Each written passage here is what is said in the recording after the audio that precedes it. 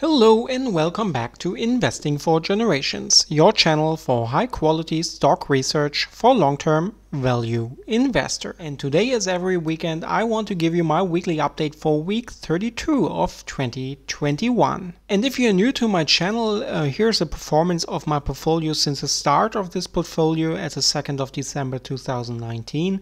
I have a performance of 68.15%, which is an outperformance to the S&P 500 of around 25% and of the Dow Jones Industrial Average around 40%. So quite good, I would say. And today, as every week, I want to go through the news of my portfolio, and the topics will be the Q2 earnings, transactions, dividends, and the performance overall. So let's go. But before we start, please don't forget to subscribe to my channel if you like this transparency on my portfolio, and so you can really see where I put my money. And if you like the whole idea, subscribe to my channel and follow me on my road to financial freedom. Thank you. So let's start with Q2 earnings. And this week, Berkshire Hathaway published their Q2 earnings. So Warren Buffett's Berkshire Hathaway reports 7% rise in Q2 earnings. Berkshire reported second quarter net earnings of $28.1 billion compared with a profit of $26.3 billion a year ago. Operating earnings, which exclude some investment results, rose to $6.7 billion from $5.5 billion in the year prior.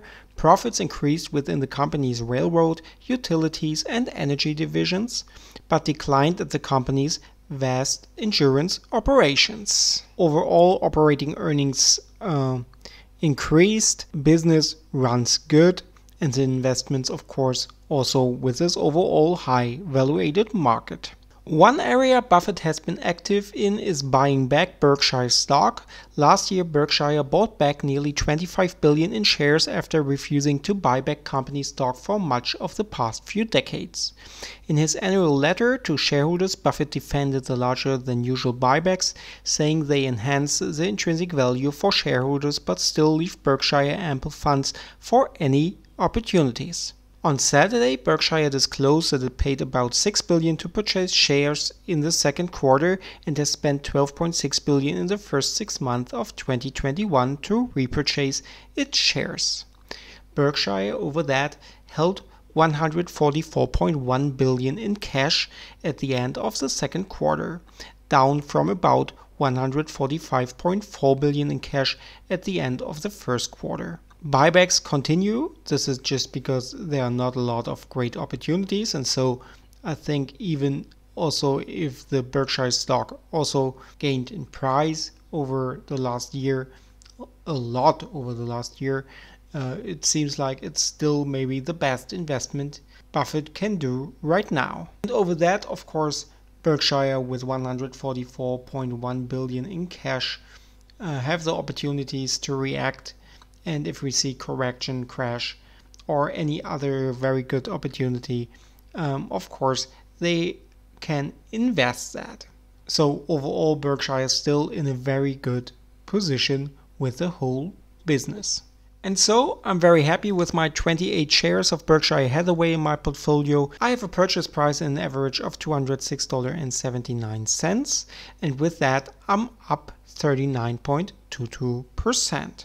And here on this chart, you can see when I bought my shares, mainly in the pandemic crash last year, and then a little bit here, a little bit there over time.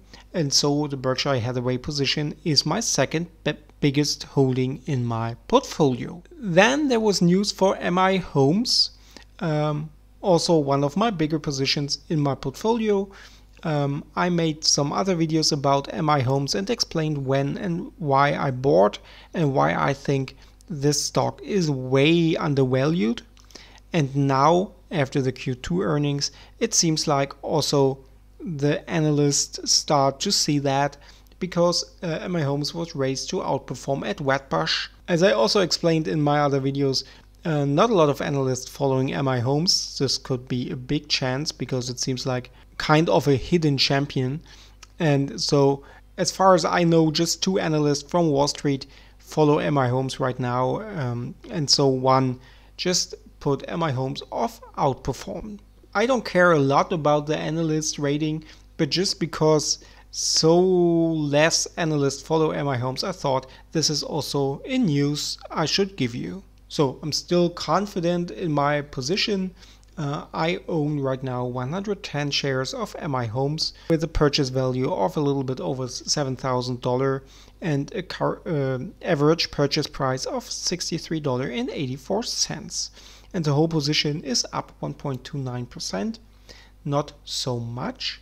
But when we look here at the chart, we see again at the green dots when I bought my shares, and also after the upgrade to outperform, the jump from around $60 to currently $64.66. And so I will hold my position because I still think MI Homes is way undervalued. And if the stock price comes back to $60 or even less, it's very likely that I will add more shares. Then take a look at the transactions. Last week, I added 4 more shares of Alibaba for $186.90. And so now I hold 40 shares of Alibaba with a purchase value of $8,783 or a purchase price an average of $219.59. And the whole position is down 14%. Also Tencent, my other Chinese holding, is down even a little bit more. I talked a lot lately in my videos about the situation in China. Check my videos out about that. You find the link here up on the screen. And over the long run, I'm just very confident in Alibaba, also in Tencent. I also have an eye on Baidu. It's also likely that I will open a position in Baidu as well. We will see how this will work out.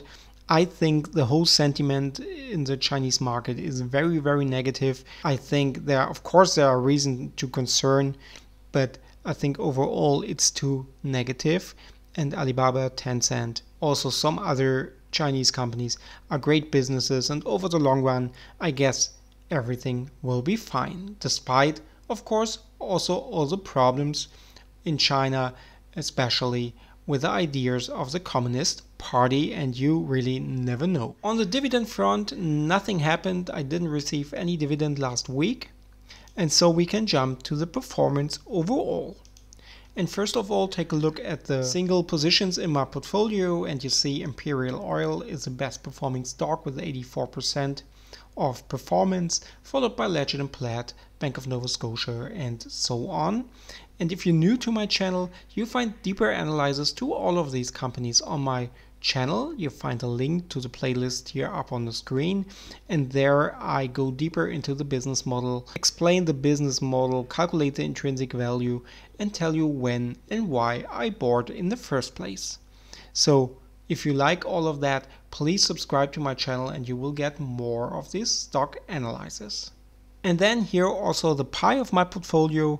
You see Intel is my biggest position, followed by Berkshire Hathaway, then Alibaba now with 6.11% of my portfolio. Together with Tencent now, it's around 12% in the Chinese market. MI Homes in between with 5.76% of my portfolio. And you see all the positions in my portfolio, and of course also still a big cash position with 25%. And if you're new to my channel, just to make this complete, here also a list of my closed trades already, and there you see I made a lot of very good trades with Caterpillar over 100%, Walt Disney 81%, Stamps 79%, and so on. And this leads me, as I started this video, to the performance of 68.15% since the start as the 2nd of December 2019, which is amazing. A really great performance for me. We will see how this will go on. The idea is just to look at the value and then of course find good opportunities and buy good businesses for undervalued prices. And this is of course very difficult with an overvalued market in general, but this is a goal. And so I look into a lot of businesses, analyze a lot of businesses, and then when I think there is a good opportunity with the kind of margin of safety, then I buy. And if you like the whole idea, Join me on my road as a long-term value investor and subscribe to the channel. Thank you. That's it for today. Thanks for watching. And then we will see the next time with another analysis of another stock. And then of course next weekend with a weekly update on this portfolio. See you then. Take care. Bye bye.